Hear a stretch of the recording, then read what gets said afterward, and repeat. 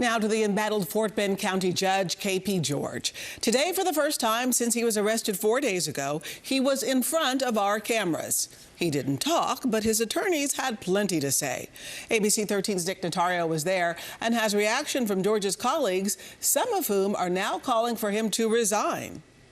Days after walking out of jail, Fort Bend County Judge K.P. George walked up to our cameras. He didn't talk, but his attorneys had plenty to say. This isn't about the truth. This isn't about justice. This is about weaponizing the district attorney's office in an effort to take out a political opponent.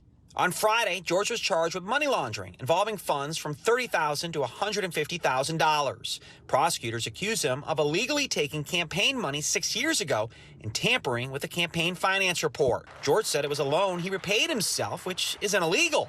His attorneys, though, hinted he may have done something wrong. People make mistakes on campaign reports. It happens all the time. His attorneys say politicians can change campaign finance reports. ABC 13 obtained the report from the time in question.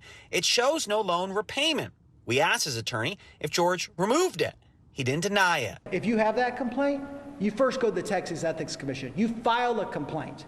You file a complaint and say, describing the things that you just described. Legal experts say normally this is what you would do. However, this isn't George's only legal issue. He also faces charges connected to an online fake racism case involving a former staffer, although experts say this isn't what they normally see. The dollar amounts are usually far, far higher, and the circumstances are far more egregious where you're using, for instance, money from some third parties. As the case plays out, George continues to serve as county judge, although 3 out of 4 members believe he shouldn't.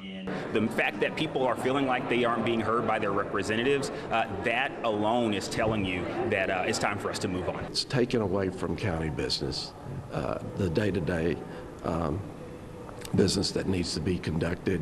This man is innocent. He's done nothing wrong, nothing criminally wrong. But George says he won't step down, and he plans to fight multiple charges as he serves as county judge. Well, we heard from George's attorneys here at the historic courthouse ahead of Commissioner's Court. We won't see them in the criminal courthouse for a while. He's not scheduled to appear before a judge for another month. In Richmond, Nick Notario, ABC 13 Eyewitness News.